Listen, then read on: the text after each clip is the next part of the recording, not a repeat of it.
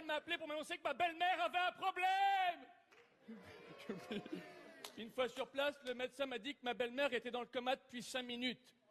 Je lui ai dit, je veux pas qu'elle souffre plus longtemps, il n'y a plus aucun espoir, débranchez-la.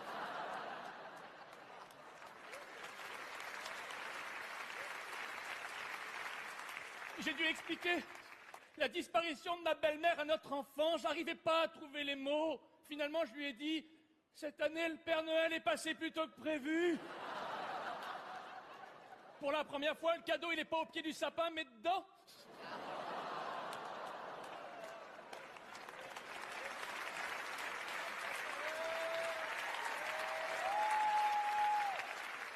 J'ai déclenché l'opération.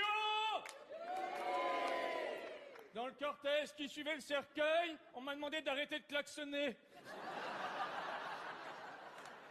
L'hôpital m'a appelé pour m'annoncer que ma belle-mère avait un problème.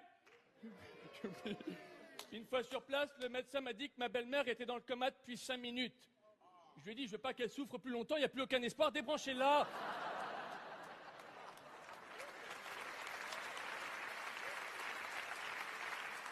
J'ai dû expliquer la disparition de ma belle-mère à notre enfant, j'arrivais pas à trouver les mots. Finalement, je lui ai dit, cette année, le Père Noël est passé plus tôt que prévu. Pour la première fois, le cadeau, il est pas au pied du sapin, mais dedans.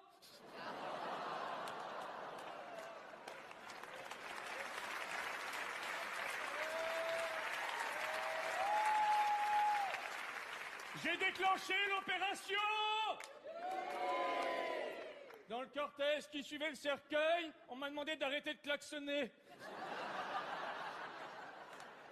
L'hôpital m'a appelé pour m'annoncer que ma belle-mère avait un problème. Une fois sur place, le médecin m'a dit que ma belle-mère était dans le coma depuis 5 minutes. Je lui ai dit, je veux pas qu'elle souffre plus longtemps, il n'y a plus aucun espoir, débranchez-la.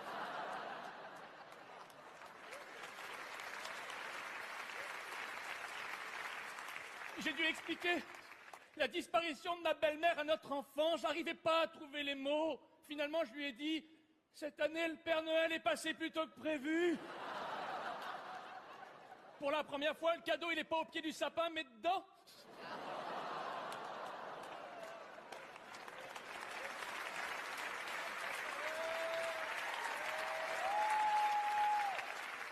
J'ai déclenché l'opération. Dans le cortège qui suivait le cercueil, on m'a demandé d'arrêter de klaxonner.